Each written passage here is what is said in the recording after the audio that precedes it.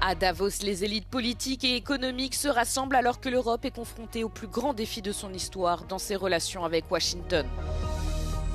Le socialiste António José Seguro est arrivé en tête du premier tour de la présidentielle au Portugal avec 31% des suffrages. Il affrontera le populiste André Ventura le 8 février prochain. Un accident entre deux trains à grande vitesse a fait des dizaines de morts et de blessés dans le sud de l'Espagne. Pedro Sánchez évoque une nuit de profonde douleur.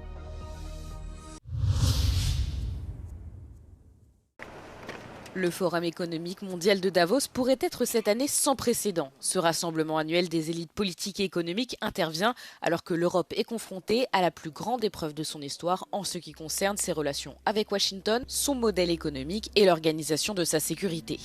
Au milieu de la semaine, le président américain Donald Trump devrait faire sa première apparition au sommet depuis 6 ans dans un contexte tendu en raison de ses tentatives d'acquisition du Groenland, de ses menaces tarifaires contre les alliés européens et de son intervention militaire au Venezuela.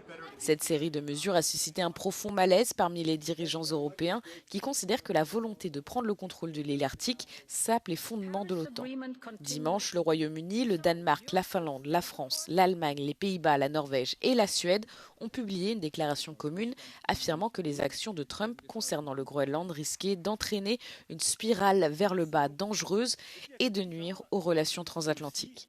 Le forum de Davos de cette année intervient alors que l'Europe est confrontée à une croissance économique anémique, à une Russie toujours prête à appuyer sur la gâchette à sa frontière orientale et à des questions sur la capacité du continent à se défendre sans les garanties de sécurité totale des États-Unis. Au Danemark, des milliers de personnes sont descendues dans les rues de Copenhague ce samedi pour protester contre la volonté du président américain Donald Trump de s'emparer du Groenland.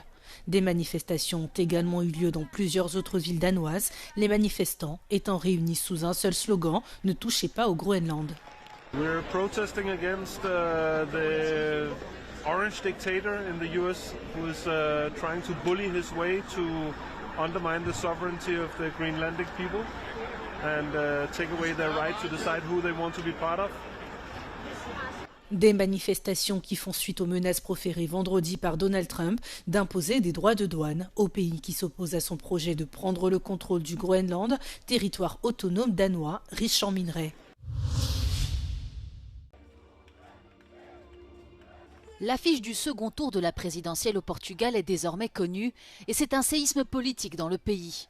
Pour la première fois, un candidat d'extrême droite, André Ventura, est qualifié pour la finale du scrutin contre António José Seguro.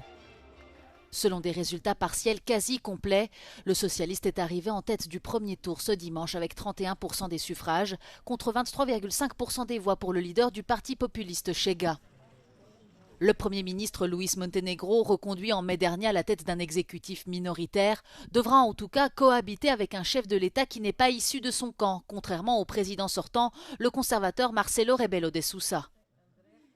André Ventura, le leader d'extrême droite, a tenté d'imposer l'immigration comme thème central de la campagne, mais c'est la crise du logement, l'avenir des jeunes et le coût de la vie qui ont dominé les débats.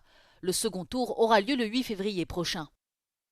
Élu au suffrage universel, le président portugais ne dispose pas de pouvoirs exécutifs, mais il peut être appelé à jouer un rôle d'arbitre en cas de crise, disposant du droit de dissoudre le Parlement pour convoquer des élections législatives.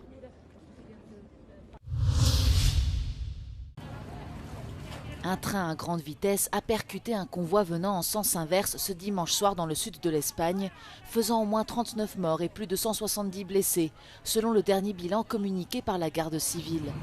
L'accident s'est produit près d'Adamuz, non loin de Cordoue. Selon le ministre espagnol des Transports, Oscar Puente, les derniers wagons d'un train de la compagnie Irio parti de Malaga, transportant près de 300 passagers, ont déraillé et sont entrés en collision avec un train de la compagnie nationale Renfe, en direction de Huelva. La violence du choc entre les trains a été telle qu'il a projeté les 2 premiers wagons hors des rails. Les causes de cet accident ne sont pas encore connues. Tous les services ferroviaires entre Madrid et l'Andalousie ont été suspendus jusqu'à nouvel ordre. Le Premier ministre espagnol Pedro Sánchez a évoqué une nuit de profonde douleur. Le président français Emmanuel Macron a lui adressé ses pensées aux victimes de l'accident et promis le soutien de la France à l'Espagne. C'est probablement la fin de l'espoir d'un Kurdistan syrien. Après plusieurs jours de combat, Dimanche, le président Ahmed al-Shara a annoncé un cessez-le-feu immédiat avec les forces kurdes. Celles-ci perdent de vastes territoires qu'elles contrôlaient depuis plus de 10 ans, les régions de Deir ez-Zor et de Raqqa, dans le nord-est du pays. Damas assoit ainsi un peu plus son autorité sur l'ensemble de la Syrie, déchirée par 14 années de guerre civile. Avec cet accord conclu avec les Kurdes, les autorités centrales qui ont renversé Bachar al-Assad il y a plus d'1 an mettent la main sur des territoires fertiles, riches en pétrole et en gaz, ainsi que sur le barrage de Tishrin, vital pour l'approvisionnement en eau.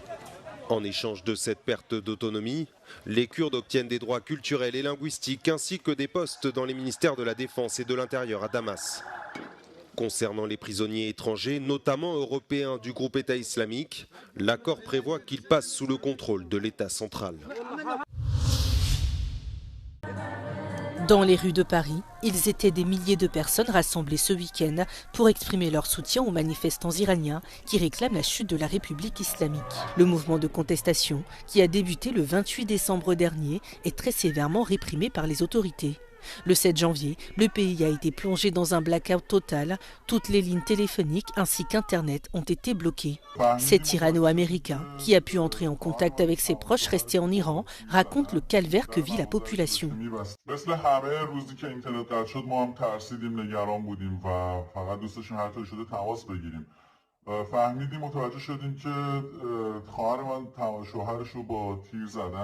در مغازه رو که داشته می‌بسته توی مغازه بوده با پسرش مثل همیشه و گاز اشک‌آور میزنن ولی مثل اینکه این گاز اشک‌آور گاز مخصوص دیگه‌ای توش بوده بچه‌ش حالش خیلی بد میشه مغازه رو میبنده که بره میزننش زمین و تیری توی پیشونیش میزنن که بکشنش ولی پیشونیش شکافته میشه یه جورایی زنده میمونه و تیر دومو به قفسه سینه‌اش زدن به جناقش خورده و اومده بالا فکش رو خورد کرده این دوست خودم هم توی حفظ نارمک شنیدم زخمی شده و یه جایی حمله شده دوباره به تظاهر کننده و وقتی بر رفتن عقب نشینی کردن مردم و دوباره برگشتن که جسد یا بدن زخمی رو بردارن بدن زخمی ها نبودن فقط جسد ها بودن این چیزی که من شنیدم و متاسفانه از دوستم هیچ خبری نداریم و مفقوده و امیدوارم حالش خوب باشه چیزی که از ایران شنیدم توی بیمارستان جلوی بچه‌ها رو میگیرن و ظاهرا تیر خلاص زدن به 3 نفر چیزی که به من گفتن فامیلا با چشم خودشون دیدن جلوی بیمارستان از داخل بیمارستان 2 نفر رو تیر خلاص زدن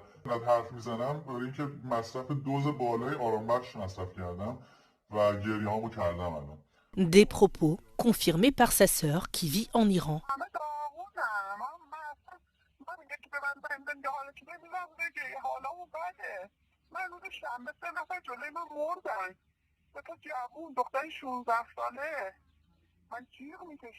Après plusieurs jours, le contact a pu être partiellement rétabli.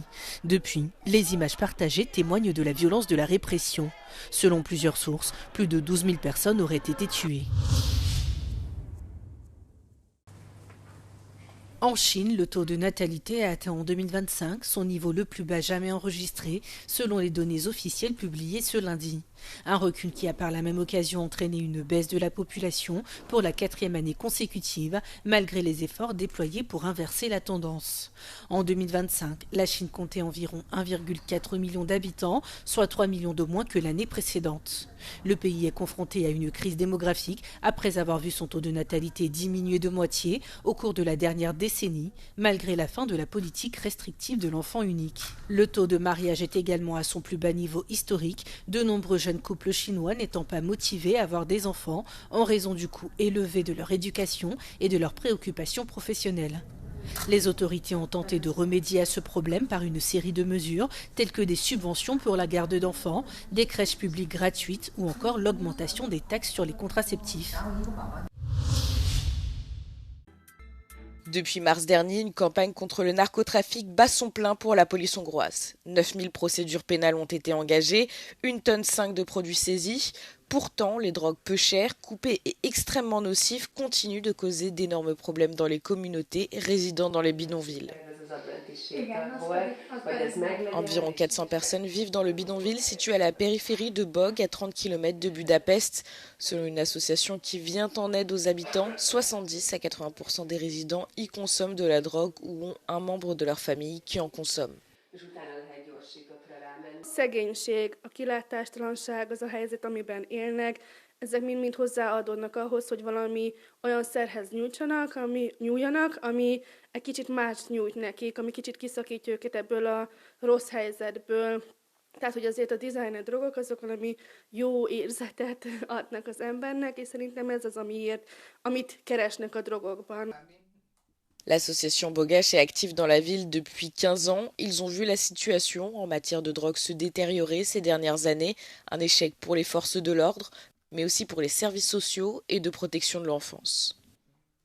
A telepeken a gyerekvédelmi problémák azok úgy jelennek meg, hogy 11-12-13 éves gyerekek használnak kábítószert a kilátástalanság miatt, azért, mert veszélyeztetett helyzetben vannak, nagyon sokszor azért, mert szülői droghasználat van azoknál a családoknál, viszont a gyerekvédelem nem lép, hiszen terítettek a gyerekotthonok, nincsen férőhely, vannak gyerekek, akik évek óta várnak arra, hogy kiemeljék őket a súlyos veszélyeztetett helyzetből. Rien que dans ce quartier, 10 dealers opèrent actuellement. Les membres de Bogache et les habitants ont déposé des plaintes et des rapports anonymes contre eux, mais ils affirment que la situation ne s'est pas améliorée. La police a, elle, déclaré à Euronews que les activités illégales dans la zone avaient été réduites grâce à l'action policière. A bagásosok azt mesélték nekünk, hogy a rendőrök az elmúlt néhány hónapban pár dílert elvittek a terepről, de a helyükre gyorsan újak jöttek. A kábítószerkereskedelem ugyanis könnyű megélhetési forrás azoknak, akiknek máshonnan nincsen pénzük. Magyar Ádám, Euronews, Bag.